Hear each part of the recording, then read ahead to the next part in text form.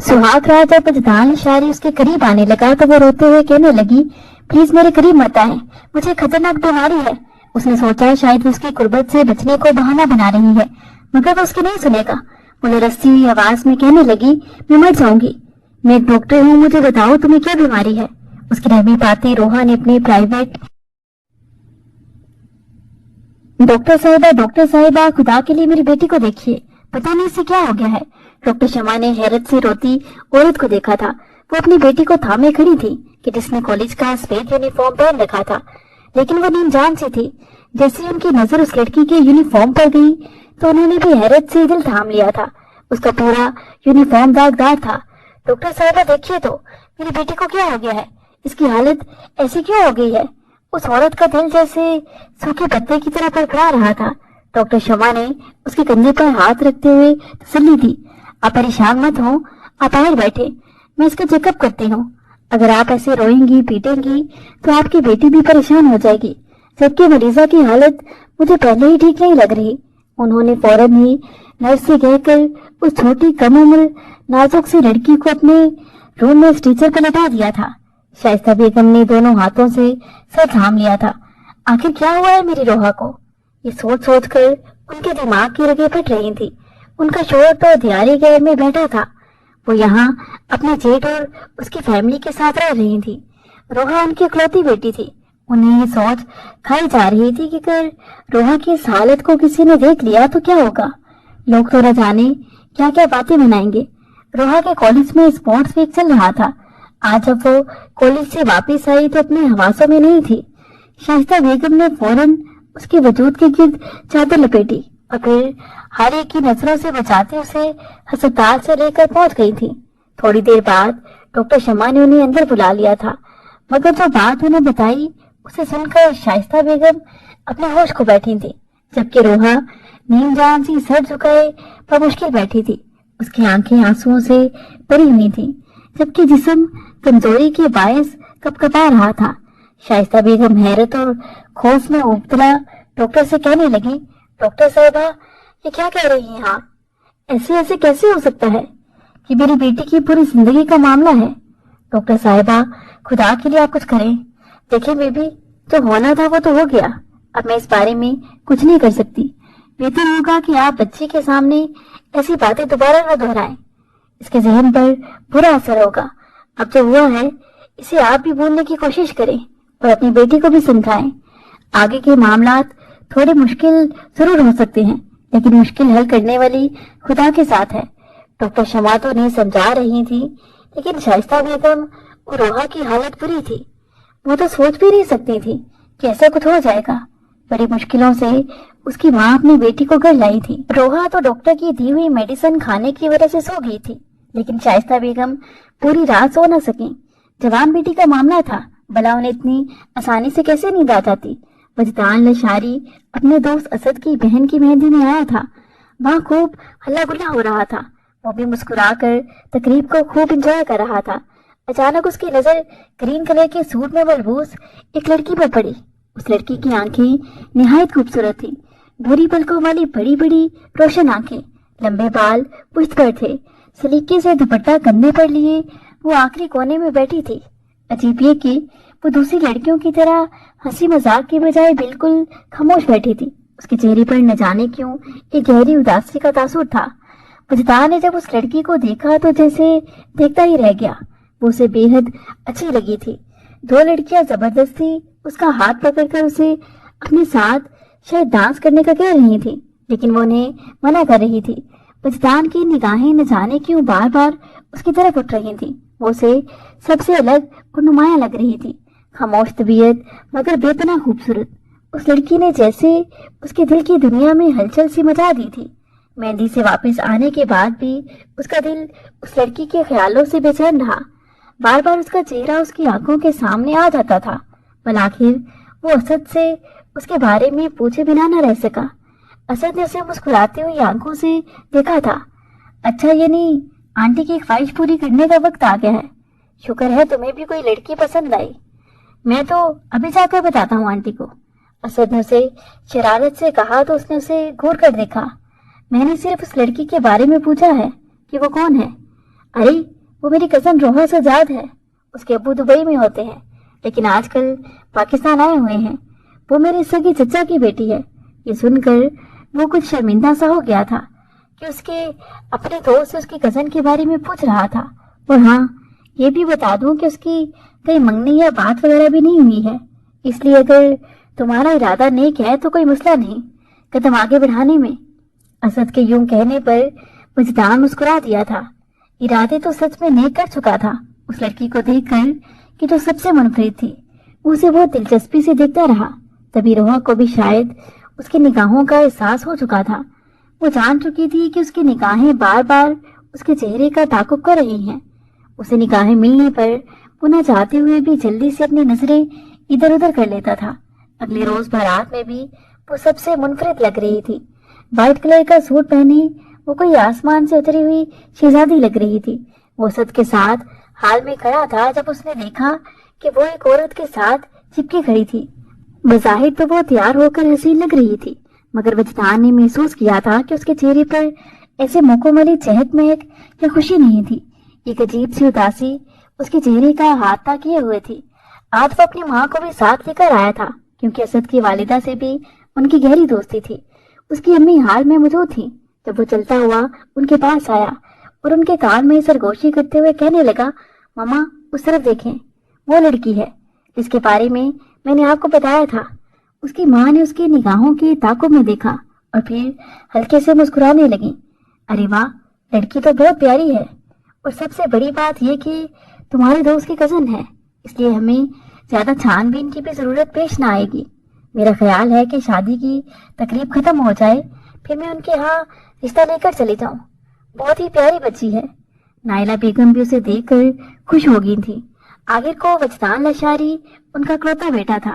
उन्हीं की ख्वाहिश पर वो अमेरिका से सारा बिजनेस वाइंड अप करके पाकिस्तान चला आया था, क्योंकि नाइला बेगम अब उसे खुद से दूर नहीं रखना चाहती थी कि उन दिनों वो बीमारी के बायस महीनों अस्पताल में रहकर आई थी। नाइला बेगम ने उसे बरसों पहले वादा लिया था कि भले ही वो अमेरिका जैसे मुल्क में पढ़ाई कर रहा है, वहां पर रिहाइश है, लेकिन शादी उसने किसी पाकिस्तानी लड़की से ही करनी है। 30 साल होने के बावजूद वो अभी तक शादी नहीं कर पाया था और ना कभी उसे कोई लड़की पसंद आई थी। दोनों की जोड़ी बेहतरीन रहेगी। नाइला बेगम ये सोचकर मुस्कुराई थी। वो खुद भी तो कितनी देर तक उस मासूम सूरत लड़की को देखती रही थी जो अपनी माँ के साथ खड़ी थी, लेकिन मुसलसल खामोश और किसी भी तासुर से खाली सपाट चेहरा लिए, मगर तो हरगिज नजरअंदाज करने के काबिल नहीं था। अम्मी अम्मी, एक बात पता चली आपको? मोमिना भागती हुई माँ के पास आई थी। नूरीन ने उसे घूर कर देखा था। क्या हुआ? अम्मी, चची रोहा को लेकर अस्पताल गई हैं। आप यकीन नहीं करेंगी, मैंने रोहा की जो हालत देखी है, तौबा तौबा, बहुत ही ज्यादा खराब थी। अब के वो अपनी माँ के कान में सरगोशी कर रही थी। उसकी बात सुनकर जैसे नूरीन बेगम की आंखें फटी की फटी रह गई। क्या सच कह रही हो तुम? आ लेने दो इसे, मैं भी जरूर पूछने जाऊंगी। बस तुम मुझे एक इशारा कर देना कि दोनों माँ बेटी आ गई हैं, बस फिर देखो मैं क्या करती। थोड़ी देर बाद गाड़ी की आवाज आई तो मोमिना ने फौरन माँ को इशारा कर दिया। नूरीन बेगम ने नाव देखा ना ताओ और देवरानी के घर चली आई। अरे क्या हुआ है शाइस्ता, खैरियत तो है? रोहा को क्यों अस्पताल लेकर गई थी? रोहा के जिसने अपने इर्द गिर्द एक बड़ी सी चादर लपेट रखी थी, ताई को देखते ही एकदम कमरे में भागी थी, मगर उनकी जहां निगाहों ने साफ देख लिया था कि कोई पेचीदा मामला जरूर है। सब खैरियत तो है? बड़ी परेशान लग रही हो, लगता है रोती रही हो। अरे मुझे बताओ, अपने ही अपनों के दुख तकलीफ में काम आते हैं। कुछ नहीं भाभी, बस रोहा की तबीयत खराब हो गई थी, और तो कोई बात नहीं। आप तो जानती हैं लड़कियों के मामलात। उन्होंने आंसू बहाते हुए आधा सच आधा झूठ बताया था, लेकिन नूरीन बेगम ने कानों को हाथ लगाते हुए कहा, इतनी बार मैंने तुझे समझाया था कि इतनी दूर कॉलेज में इसका दाखिला ना करवाओ, लेकिन तुम्हें ही शौक था शहर के सबसे बड़े कॉलेज में बेटी को पढ़ाने का। अब इसका अंजाम भी देख लो। आखिर हमारे बेटियां भी तो सरकारी कॉलेज में पढ़ी रही हैं। लेकिन भाई, तुम्हें कौन समझाए, तुम तो शायद पैसे का गुरूर करती हो। तुम्हारे शोहर की दुबई की कमाई तो है। नूरीन बेगम ने उसे खरी खरी सुनाई थी। ऐसा कुछ नहीं हुआ भाभी, आप गलत समझ रही हैं। शाइस्ता ने उनकी गलतफहमी को दूर करने की कोशिश की थी। अरे मैं तो उड़ती चिड़िया के पर गिन लेती हूँ, अपने बच्चे जवान किए हैं तो क्या इतना भी तजर्बा नहीं है? आज इस तरह भागी भागी तुम अपनी बेटी को अस्पताल लेकर गई हो, कुछ बात तो जरूर है। वही अल्लाह खैर करे। मैं तो ये सोच रही हूँ न जाने इस लड़की का मुस्तकबिल क्या होगा। सच कहूँ मुझे तो लग रहा है कोई बड़ी बात हो गई है जो तुम मुझसे छुपाने की कोशिश कर रही हो। वो लगी लपटी रखने की कायल नहीं थी। तभी उसने शाइस्ता को काफी बातें सुना दी। आप गलत समझ रही हैं भाभी, मेरी बेटी ने ऐसा कुछ गलत नहीं किया और ना ही वो कभी ऐसा करेगी। मेरी तरबियत ऐसी नहीं। अच्छा अगर ऐसी बात है तो मुझे बताओ कि तुम अपनी बेटी को यूं घबराई हुई चोरी छुपे अस्पताल क्यों लेकर गई थी? और अभी देखो वो मुझे देखकर आखिर अंदर कमरे में क्यों भागी है? नूरीन बेगम की बात पर वो लपसीकर रह गई। आखिर कैसे वो इतनी बड़ी बात उन्हें बता देती? और फिर उनकी तो आदत थी पूरे खानदान में बात फैलाने की। देखो भाई, तुम्हारी लड़की की हालत ऐसी है, अभी तो ये मामला दब जाएगा क्योंकि वो कम उम्र है, लेकिन जब शादी होगी तो कैसे छुपाओगी तुम इतनी बड़ी बात को? चलो भाई तुम्हारी मर्जी, मैं तो चल। और पंख फैलाओ हवा में, ऐसे ही इंजाम होता है मगरूर लोगों का। नूरीन सख्त बातें सुनाती देवरानी के घर से वापस आ गई थी। चंद दिनों बाद ही काफी लोगों को ये बात पता चल गई थी कि रोहा के साथ कोई बड़ा मामला हुआ है। इसकी वजह से दोनों माँ बेटी कोई बात छुपा रही हैं। शाइस्ता बेगम ने जब ये बात कई लोगों के मुंह से सुनी तो फौरन अपने शोहर को कार मिलाई थी। मैं अब तंग आ चुकी हूँ, सारा मामला अकेले संभाल संभाल कर। अपना घर और इस खानदान के लोगों की गंदी जुबानें मेरा कलेजा फाड़ रही हैं। मेरी बेटी ने ऐसा कुछ नहीं किया, वो बिल्कुल पाक साफ है, मगर ये घटिया लोग न जाने खुद से क्या क्या अंदाजे लगा रहे हैं। उन्होंने हमारी बेटी के बारे में ऐसी बातें फैलाई हैं। बस आप अब वापस आ जाएं, अब मुझसे और बर्दाश्त नहीं होता। रोहा के वालिद सज्जाद साहब भी बेहद परेशान थे। रोहा उनकी इकलौती औलाद थी।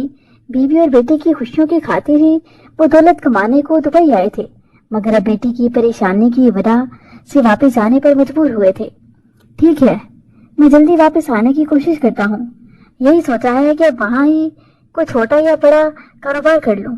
तो मेरी रोहा का बेहद ख्याल रखो, कोशिश करो कि लोगों की बातें उस तक ना पहुँचे। मेरी बच्ची का जहन बहुत मासूम है, वो ये बर्दाश्त नहीं कर पाएगी कहीं उसे कुछ हो ही ना जाए। लेकिन वो कब तक लोगों की जुबानें बंद रख सकती थी? उस रोज वो अपनी माँ के सामने फूट फूट कर रो पड़ी थी। अम्मी, क्या मेरे साथ कुछ गलत हो चुका है?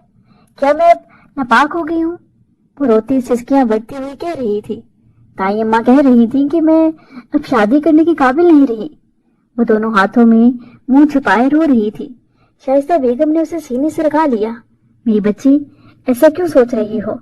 लोगों की बातों की परवाह मत करो, बस तुम्हारे बाबा आने वाले हैं, वो सबको खामोश करवा देंगे। शाइस्ता बेगम ने बहुत ही मुश्किल से उसे बहलाया था, लेकिन उसके जहन पर उनकी बातों का कोई खास असर नहीं हुआ था। मजदार की माँ नाइला बेगम शाइस्ता बेगम के सामने बैठी थी। आपकी बेटी माशाल्लाह बहुत खूबसूरत है। आप जानती हैं, मजदार मेरा इकलौता बेटा है।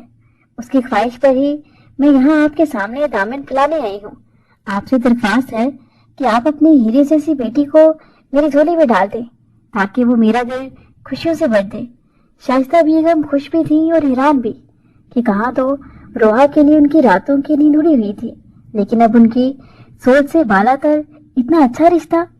वो तो ऐसे रिश्ते का ख्वाब भी नहीं देख सकती थी। कहाँ तो वजदान लशारी करोड़ों की जायदाद का मालिक और कहाँ वो आम से लोग।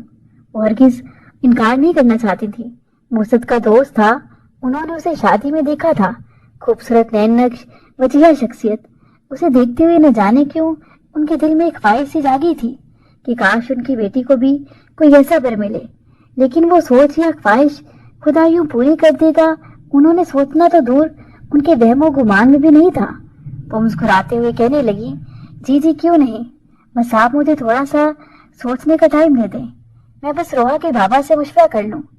जी जी क्यों नहीं, आप बेशक मुकम्मल तहकीकात करवाएं मेरे वजदान के बारे में, इंशाल्लाह आपको नाउमीदी नहीं होगी। लेकिन मेरी बस एक ही ख्वाहिश है कि शादी में देर मत कीजिएगा। मैं अपने वजदान की जल्द से जल्द शादी करना चाहती हूँ। शाइस्ता बेगम मुस्कुरा दी थी। थोड़ी देर बाद उनके कहने पर रोहा लाउंज में आकर बैठ गई थी। बिल्कुल सादा गुलाबी रंग का सूट पहने, उसके चेहरे पर जरा पर भी خوشی یا مسکراہٹ نہیں تھی، وہاں بس ایک خوف کی سی کیفیت تھی۔ ماشاءاللہ بہت ہی پیاری بچی ہے، کیا کرتی ہو بیٹا؟ نائلہ بیگم نے بڑے پیار سے اسے پوچھا تھا۔ جی میں کالج میں پڑھ رہی ہوں، وہ دھیمی آواز اور سلجھے لہجے میں جواب دیتی نائلہ بیگم کو بہت ہی پیاری لگی تھی۔ ان کا بس نہیں چل رہا تھا کہ آنے والے جمعے کوئی بات پکی کر دیں۔ جاتے جاتے وہ شائستہ بیگم سے کہنے لگی، بہن مجھے مایوس مت کیجیے گا، پہلی مرتبہ ہی تو میرے بیٹے کو کوئی لڑکی پسند آئی ہے، میں اس کی ایک خواہش پوری کرنا چاہتی ہوں۔ دوسرے کمرے میں کھڑی نورین بیگم بھی یہ باتیں سن رہی تھی۔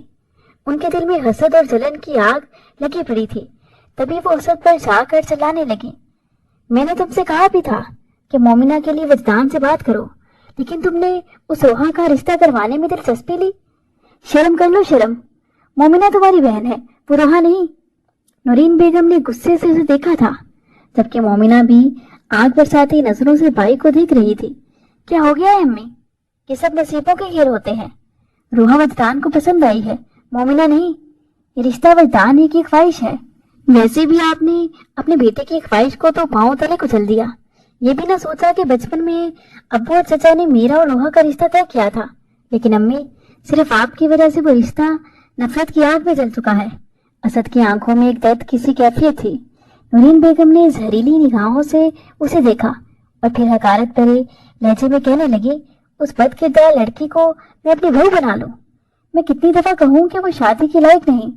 ارے جو لڑکی شادی سے پہلے اپنی عصمت کھو دے، باہر کے لڑکوں سے چکر چلائے، اچھا ہوا کہ تمہاری جان چھوٹ گئی۔ میری جان چھوٹ گئی نا، تو اب آپ روحا کی جان چھوڑ دیں۔ اگر اس کا رشتہ وجدان سے ہو رہا ہے تو ہونے دیں، وہ بہت اچھا لڑکا ہے، اسے بہت خوش رکھے گا، اور میں یہی چاہتا ہوں کہ وہ ہمیشہ خوش رہے۔ اسد نے انہیں خاموش کروایا تھا، مگر وہ دل ہی دل میں تلملا رہی تھی۔ انہیں دکھ تھا کہ اتنا اچھا رشتہ ہاتھ سے نکل گیا تھا۔ انہوں نے بھی کئی خواب دیکھ رکھے تھے اپنی بیٹی اور وجدان لشاری کے حوالے سے، لیکن اس کی ماں رشتہ لینے آئی تو اس روحا کا، اور وہ بھی وجدان کی خواہش پر۔ وہ سوچ رہی تھی کہ اب آگے ایسی کون سی چال چلے کہ روحا کے لیے اس رشتے سے انکار ہو جائے۔ نائلہ بیگم کے جانے کے بعد وہ غصے میں اپنی ماں کے پاس آئی تھی۔ یہ کیا کیا امی آپ نے؟ ان کے منہ پر ہی کیوں انکار نہیں کر دیا؟ آپ جانتی ہیں نا کہ میں شادی نہیں کروں گی۔ شائستہ بیگم نے اسے گھور کر دیکھا تھا۔ کیوں شادی نہیں کرو گی؟ ایسا سوچنا بھی مت، ایک دن ایسا آئے گا جب تمہارے ہاتھوں میں مہندی لگے گی، میری بچی بھی لال رنگ کا جوڑا پہنے گی جیسے دنیا کا دستور ہے۔ شائستہ بیگم نے بڑے پیار سے اسے گلے لگایا تھا، لیکن وہ ایک دم ہی جھٹکے سے پیچھے ہوئی تھی۔ ہرگز نہیں، آپ کی بیٹی باقی دنیا والوں سے الگ ہے، کیا آپ بھول گئی ہیں؟ آقائی امی کی بات، انہوں نے کہا تھا کہ اگر میری شادی ہو بھی گئی تو اگلے ہی دن طلاق لے کر واپس تمہارے گھر آ جائے گی۔ آخر کیوں بھول جاتی ہیں آپ؟ شائستہ بیگم نے پھٹی پھٹی نگاہوں سے بیٹی کی طرف دیکھا تھا۔ وہ تو سمجھتی تھی کہ وہ یہ بات نہیں جانتی، لیکن وہ آج سے نہیں بلکہ پچھلے 4 سالوں سے اس بات سے واقف تھی۔ زہر پلتے کافی عرصہ بیت گیا تھا، لیکن اپنی دائی اماں کی زہریلی باتوں کا اثر وہ آج بھی یاد رکھی ہوئی تھی۔ شائستہ بیگم نے بڑے پیار سے اسے سمجھایا تھا کہ لوگ جو کہتے ہیں انہیں کہنے دو، ایسا کچھ نہیں ہوگا میری بچی، اور یہ رشتہ بہت اچھا ہے۔ کل میں اور تمہارے بابا جا رہے ہیں وجدان کے گھر۔ میری خواہش ہے کہ ہم انکار کے بجائے اقرار ہی کر کے آئیں اور جلد از جلد تمہاری شادی کر دیں۔ یہ آپ کی خواہش ہے، میری نہیں۔ امی میں ہرگز شادی نہیں کروں گی، آپ یاد رکھیے گا۔ وہ روتی ہوئی کمرے میں بھاگ گئی تھی۔ شائستہ بیگم نے دونوں ہاتھوں میں سر تھام لیا تھا۔ یہ کیسی آزمائش تھی؟ یہ ایسی بات تھی کہ وہ سجاد صاحب سے اس کا تذکرہ بھی نہیں کر سکتی تھی۔ ان کی جٹھانی نے ایسی گھٹیا باتیں کر کے ان کی معصوم بیٹی کا ذہن بری طرح خراب کر دیا تھا کہ وہ شادی کے نام سے ہی چڑھنے لگی تھی۔ اسے یہی لگتا تھا کہ جیسے اس کی شادی ہوگی اگلے ہی روز اس کا شوہر اسے طلاق دے دے گا، پھر آخر کیا فائدہ اسے شادی کرنے کا؟ یہ بات اس کے ذہن میں بیٹھ چکی تھی۔ سجاد صاحب اور شائستہ بیگم اگلے روز وجدان اور اس کی فیملی سے ملے۔ انہیں وہ بہت پسند آیا تھا، کیوں وہ بات پکی کر کے واپس آئے تھے۔ ادھر روحا بے چین سے اپنے کمرے میں لیٹی تھی جیسے ساری دنیا سے ناراض ہو۔ امی نے اس کی سرخ آنکھیں دیکھی تو وہ بھی پریشان ہو گئی۔ میری جان، کیوں یہ باتیں سوچ سوچ کر اپنے آپ کو مزید نقصان پہنچا رہی ہو؟ ایسا کچھ نہیں ہوگا جیسے تم سوچ رہی ہو۔ ایسا ہی ہوگا امی، یہ بات آپ کیوں بھول جاتی ہیں؟ आज से 4 साल पहले जो मेरे साथ हुआ था। क्या सबूत देंगी लोगों को इस बात का? और सबसे बड़ी बात ये कि ना सिर्फ ताई बल्कि खानदान के कई लोगों को इस बात का इल्म है। रोहा की बात पर वो खामोश हो गई थी। शाइस्ता बेगम ने गहरी सांस ली और उसके कमरे से बाहर आ गई। वो लाउंज में खाली ज़ेन के साथ बैठी थी कि नूरीन बेगम चली आई। वो देवरानी को देखकर कहने लगी, जिसके चेहरे का रंग उड़ा हुआ था, ओह, तो रिश्ता पक्का कर आई हो अपनी बेटी का। लेकिन उन्हें वो बात जरूर बता देना। ये सारी बातें पहले ही क्लियर हो जानी चाहिए। देखो, असद की दोस्ती है अजदान से। कल कला को कोई बात खुली तो ना सिर्फ तुम्हारी बेटी का घर बर्बाद होगा बल्कि मेरे बेटे की दोस्ती भी खत्म हो जाएगी। उन्होंने अजियत भरी नजरों से जेठानी की तरफ देखा था। बस कीजिए भाभी, खुदा के लिए, मेरी बेटी की जिंदगी बर्बाद करने का हथकंडा आजमा चुकी हैं आप। क्या मिल रहा है आपको आखिर? आपकी अपनी भी 2 बेटियां हैं। अगर आपकी अपनी बेटी के साथ ऐसा होता तो? अरे मैंने क्या कहा? मैंने तो बस वही कहा जो अपनी आंखों से देखा था। अच्छा तो फिर तुम खुद ही मुझे बता दो कि 4 साल पहले आखिर तुम किसी को बताए बगैर रोहा को अस्पताल क्यों ले गई थी? उसकी जो हालत थी, आखिर ऐसा क्या हुआ था? उन्होंने एक एक लफ्ज चबा कर अदा किया था। ऐसा कुछ नहीं हुआ था मेरी बच्ची के साथ कि जैसा आप सोचती हैं। लेकिन आपने जो देखा उसको सच मान लिया। मैं आपके सामने हाथ जोड़ती हूँ। आपको आपकी अपनी बेटियों का वास्ता देती हूँ। मेरी बेटी के रिश्ते में रोड़े न अटकाएं। शाइस्ता बेगम ने गुस्से में उनके सामने हाथ जोड़ दिए तो वो दिल मिलाती हुई वापस चली गई। अरे हमें क्या, करो अपनी बेटी की शादी, लेकिन हम भी देखेंगे कि अगले दिन ही तलाक लेकर वापस ना आ गई तो मेरा नाम भी नूरीन बेगम नहीं। शाइस्ता बेगम उनकी बात पर फूट फूट कर रोने लगी, जबकि वो ये ना देख सकी थी कि उनसे चंद कदम के फासले पर दरवाजे के पीछे खड़ी रोहा ये सारी बातें सुन रही है। खुद उसकी आंखों से जारो कतार आंसू बह रहे थे। दोनों तरफ से शादी की तैयारियां हो रही थी। 2 महीने का टाइम रखा गया था, लेकिन रोहा बहुत ही मुस्तैद थी। उसने अपने आप को जैसे कमरे में कैद कर लिया था। कुछ भी हो जाए, मुझे ये शादी रुकवानी है। मैं हरगिज़ शादी नहीं करूंगी। वो लम्हा व लम्हा चक्कर काटती अपने आप से बातें कर रही थी। उसने वजदान को अभी तक देखा भी नहीं था कि जिससे उसकी शादी होने वाली थी। बस अपनी माँ के मुंह से सुना था कि वो खूबसूरत है, हैंडसम और आला तालीम याफ्ता है। वो अमेरिका से पढ़कर आया है। शाइस्ता बेगम बार बार कहती थी कि मेरी बेटी का नसीब बहुत अच्छा है। उसने लोगों की बातों पर सब्र किया है, बहुत कुछ बर्दाश्त किया है, लेकिन उसका दिल बिल्कुल खाली था। तभी उसके जहन में अचानक एक बिजली सी चमकी थी। मैं कह दूंगी उससे कि मैं उसके लायक नहीं। अगर वो मुझसे शादी करेगा तो अपनी जिंदगी बर्बाद कर देगा। मेरे अंदर एक ऐसी बीमारी है जो उसके वजूद में मुंतकिल हो जाएगी। अपने जहन में ताने बाने बुनती वो न जाने क्या क्या सोचे जा रही थी, लेकिन उसका नंबर भी तो नहीं था उसके पास। तभी उसके जहन में एक कोंदा सा लपका था, असद। हाँ, असद भाई से उसका नंबर मिल सकता है। आखिर वो उनके गहरे दोस्त हैं। अब वो उंगली चटका रही थी। असद शाम के 5 बजे ऑफिस से आता था और उसकी नजरें दरवाजे पर जमी हुई थी। जैसे ही उसकी गाड़ी की आवाज आई, वो फौरन ही गेट पर पहुंची थी। असद भाई, वो मुझे आपसे काम है। रोहा की आवाज पर वो हैरत से पलटा था। कभी ये गुलाब चेहरा उसकी ख्वाहिश थी अपनी जिंदगी में लाने की, लेकिन उसकी माँ की हरदर्मी और नफरत ने उसकी मोहब्बत को खाक में मिला दिया था। वो मुस्कुराते हुए कहने लगा, हाँ रोहा, क्या हुआ, खैरियत तो है? वो मुझे चटखाती झिझकती हुई कहने लगी, वो दरअसल आपसे काम था। वो मुझे आपके दोस्त, ये मतलब है वजदान का नंबर चाहिए। उसका चेहरा सुर्ख हो रहा था कि न जाने असद भाई क्या समझेंगे कि वो क्यों वजदान का नंबर मांग रही है। आखिर ऐसा भी क्या था? अब तो शादी में भी 2 महीने रह गए थे। ये सुनकर असद मुस्कुरा दिया। अच्छा, अरे इतना क्यों शर्मा रही हो, क्या हो गया है? आखिर वो तुम्हारा होने वाला शोहर है। अगर नंबर चाहिए तो शर्माने वाली कोई बात नहीं। उसकी मुस्कुराहट से उसकी जान में जान आई। तभी उसने मोबाइल से वजदान का नंबर निकाल कर रोहा के मोबाइल में भी सेव कर दिया। असद अपने घर वालों से बिल्कुल मुख्तलिफ था। वो मुस्कुरा थी। थैंक यू असद भाई, आप बहुत अच्छे हैं। ये कहकर वो पलट गई थी, जबकि असद खाली खाली नजरों से उसे जाते देखता रह गया। वो नंबर तो ले आई थी, लेकिन अब उसके हाथ पांव कांप रहे थे।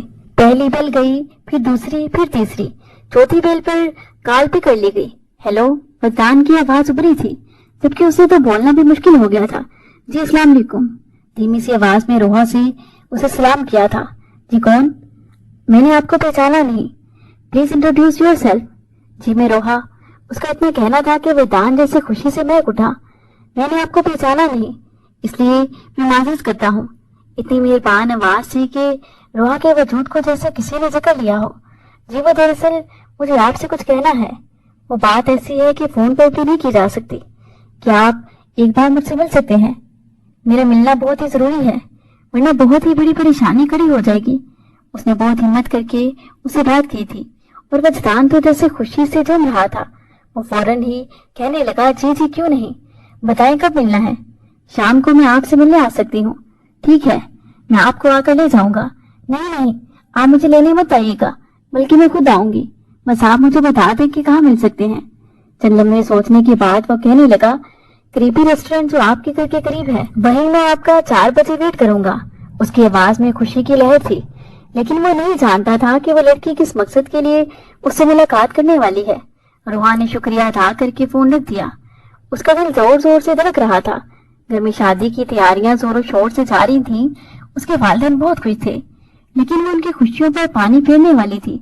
जब वो खुद अपने मुंह से वजदान के सामने शादी से इनकार करेगी तो वो यही समझेगा कि लड़की मुझसे शादी नहीं करना चाहती। फिर भी वो इनकार कर ही देगी। कहीं अम्मी बाबा को सदमा न हो, इस बात की भी उसे फिक्र थी। लेकिन इस सदमे से बड़ा सदमा होगा तलाक का, जो वजदान से शादी के बाद सामने आएगा। ये सोचकर वो लब भींचने लगी। स्किन कुर्ता शलवार पहने वो रेस्टोरेंट में बैठा था। बड़ा एक खौफनाक माहौल था। थोड़ी देर बाद रोहा भी चली आई थी। उसे देखकर वो उठ खड़ा हुआ। उसका सादगी में लिपटा चेहरा, लेमन कलर का सूट पहने वो बहुत खूबसूरत लग रही थी। मैदान लशारी की निगाहों ने उसका इस्तकबाल किया था।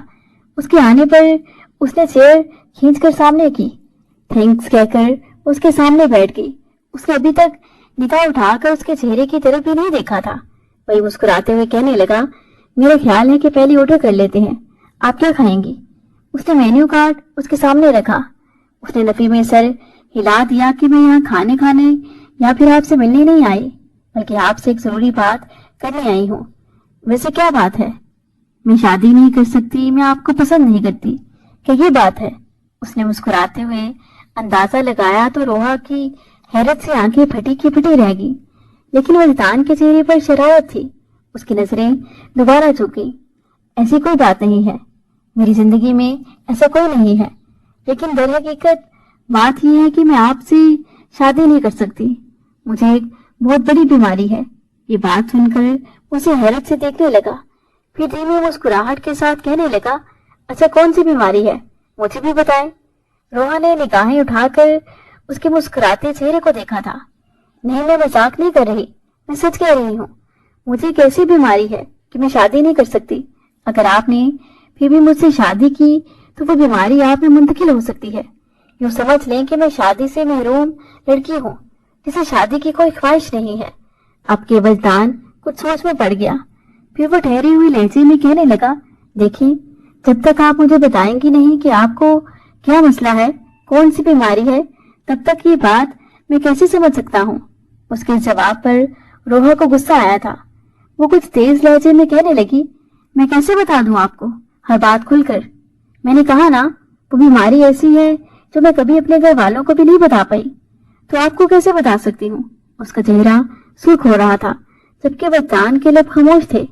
ठीक है, आप परेशान मत हो, मैं कुछ सोचता हूँ। उसके कहने पर वो खुश हुई थी। तो इसका मतलब है आप शादी से इनकार कर देंगे? बहुत बहुत शुक्रिया, आपने इस मसले को समझा। अगर आपकी जगह कोई और होता तो शायद इस बात को क्या रंग दे देता। वो उसकी मासूमियत पर मुस्कुरा रहा था, लेकिन उसके चेहरे पर संजीदगी थी। जी जी, मैं आपको अच्छे से समझ गया हूँ, आप बेफिक्र होकर कर जाएं। अगर इस परेशानी की वजह से आपकी हालत बुरी है तो आज के बाद परेशान होना छोड़ दें। ये सुनकर वो और खुश हुई थी और वजदान का दिल उसकी मुस्कुराहट में डूब सा गया था। वो लड़की अगर उसकी हमसफर बन जाएगी तो जिंदगी हसीन हो जाएगी, वो दिल में सोच रहा था। मैं आपको घर छोड़ देता हूँ। रोहा ने नफी में सर हिलाया। नहीं, मैं चली जाऊंगी। उसे लग रहा था जैसे आज उसके दिल से मनोबोध उतर गया। वो खुश थी, لیکن نہیں جانتی تھی کہ وجدان لاشاری نے صرف اس سے شرارت کی تھی. وہ ہرگز اس سے شادی سے انکار کرنے والا نہیں تھا. گھر میں شادی کی تیاریاں زور و شور سے چل رہی تھیں، جبکہ وہ اس بات کا انتظار کر رہی تھی کہ کب لڑکے والوں کی طرف سے انکار ہوتا ہے. وجدان نے تو اب تک اپنے پیرنٹس کو بھی یہ بات بتا دی ہوگی. انکار کرنے کا کوئی نہ کوئی بہانہ بھی بنا دیا ہوگا. اس کی امی روز بازار سے کچھ نہ کچھ لاتی، بلکہ اسے بھی اکساتی کہ تم تو کسی چیز میں دلچسپی نہیں لے رہی. مجھے اس عمر میں سب کرنا پڑ رہا ہے. کاش میری کوئی اور بیٹی بھی ہوتی. تمہارے اندر تو ایک بوڑھی روح گھسی ہوئی ہے. لیکن وہ سر جھاڑ منہ پھاڑ پورے گھر میں پھرتی سوچتی رہتی کہ آخر وجدان کی طرف سے ابھی تک انکار کیوں نہیں ہوا. اب اس کا دل ڈوبے جا رہا تھا. جیسے جیسے دن گزر رہے تھے تفکر کی لکیریں اس کے چہرے پر چھائی جا رہی تھی. اب اسے وجدان پر شدید غصہ آ رہا تھا. اس روز تو وہ اس کے سامنے کتنا اچھا بنا تھا کہ ابھی جا کر انکار کر دے گا اور روحا کی جان چھوٹ جائے گی. یقیناً اسے جھوٹ کہا گیا تھا. تبھی تو اس کے چہرے پر ایک عجیب سی مسکراہٹ تھی. وہ سارا دن سوچتی رہتی کہ اب وہ کیا کرے اور کیا نہ کرے. 2 مہینے کیسے گزرے کچھ پتہ ہی نہ چلا اور اس کی شادی کا دن بھی آ گیا. مہندی کے خوبصورت جوڑے میں ملبوس وہ اسٹیج پر بیٹھی تھی. سارے خاندان کے لوگ وہاں جمع تھے. جس کو وہ 4 سال پہلے پرانی بات معلوم تھی وہ شادی کے اگلے روز ہی روحا کی طلاق کے منتظر تھے، جس میں سب سے زیادہ نورین بیگم انتظار لگا کر بیٹھی تھی. وہ اس روز بھی اپنی بیٹی مومنہ سے کہہ رہی تھی دیکھنا کیسے اجڑ کر آئے گی. ارے دھوکہ دے رہی ہے یہ وجدان اور اس کے گھر والوں کو. اس شائستہ نے تو اپنی بیٹی کی سچائی کسی کو نہیں بتائی. کیا بتاؤں تمہیں مومی، تمہارے چچا بھی اس بات سے بے خبر ہیں. مومنہ نے نفرت سے روحا کے وجود کو دیکھا تھا. بڑی ادائیں تھی اس کی، لیکن ساری ادائیں ختم ہو چکی ہیں. ارے جس لڑکی کی عزت نہ رہی اس کے پاس رہ ہی کیا جاتا ہے آخر. دیکھنا وجدان کو پہلی ہی رات پتہ لگ جائے گا اس کے بارے. نورین بیگم مسکراتے ہوئے کہنے لگی تو اور کیا، بھلا مرد ایسی باتوں کو کہاں برداشت کرتے ہیں. لیکن امی آخر ہوا کیا تھا اس کے ساتھ؟ آج تک وہ راز ہی رہا ہے. ویسے بھی چچی بہت ہی گنی ہیں، کسی کو ہوا تک لگنے نہیں دیتی اپنے گھر کی باتوں کی. شائستہ بیگم کا بس نہیں چل رہا تھا کہ دنیا جہان کی خوشیاں اپنی بیٹی کے ساتھ رخصت کر دیں. پھر شادی کا دن بھی آ گیا. سرخ لہنگے میں وہ خوبصورت شہزادی لگ رہی تھی. سوگوار حسن کا روپ بھی اس پر ٹوٹ کر آیا تھا. جس نے بھی دیکھا اپنے دانتوں تلے انگلیاں داب لی، لیکن وہ بہت ہی اداس لگ رہی تھی. شائستہ بیگم اسے دیکھ کر رونے لگی تھی. سجاد صاحب کی آنکھوں میں بھی آنسو تھے. آج وہ اپنے جگر کا ٹکڑا کسی دوسرے کے حوالے کرنے والے تھے. وہ ماں کے کان میں سرگوشی کرتی لرزتی آواز میں کہنے لگی امی میں واپس گھر نہیں آؤں گی. میں مر جاؤں گی، کسی نہر میں چھلانگ لگا لوں گی یا زہر کھا لوں گی. وہ اپنی سوچ میں اس حد تک چلی گئی تھی. انہوں نے فوراً اسے سینے سے لگا لیا.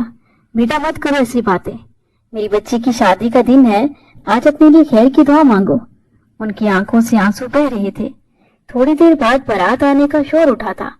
وجدان کو دیکھ کر سب لوگ ماشاءاللہ کہے بنا نہ رہ سکے تھے. دونوں کی جوڑی چاند سورج کی لگ رہی تھی، لیکن روحا نے تو اس کی طرف آنکھ اٹھا کر بھی نہیں دیکھا تھا. نکاح ہو گیا اور وہ اس کے برابر میں ہی بیٹھی تھی. بس کیجیے وجدان بھائی، گھر جا کر کسر پوری کر لینا. اب ہمارے ہونے کا بھی خیال رکھ لیں، کب سے دیکھے جا رہے ہیں. اس کی کزن کی بات پر پورے حال میں کہہ گونجے تھے کس قدر فریبی انسان ہے. مجھ سے جھوٹ کہا کہ وہ شادی سے انکار کر دے گا، لیکن آج دیکھو دلہن بنا میرے برابر میں بیٹھا ہے. وہ دل ہی دل میں اسے کوس رہی تھی. خوش اسلوبی سے سارے معاملات طے پا گئے اور پھر اس کی رخصتی کا مرحلہ بھی آ گیا تھا. وہ عجیب دلہن تھی، سپاٹ چہرہ لیے کھڑی تھی. اس کا چہرہ غصے سے سرخ تھا. وہ جانتی تھی کہ جب وجدان کے سامنے اس کی سچائی آئے گی تو وہ اسے کیسا سلوک کرے گا.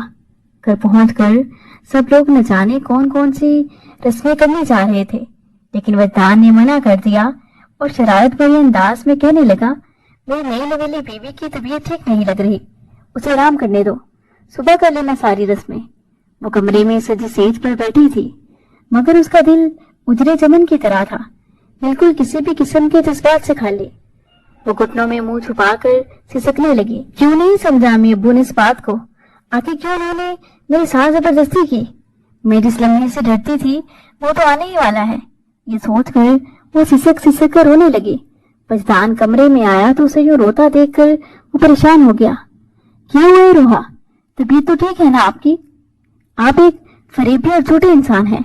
आपने कहा था कि आप इस शादी से इनकार कर देंगे, लेकिन आपने ऐसा कुछ नहीं किया।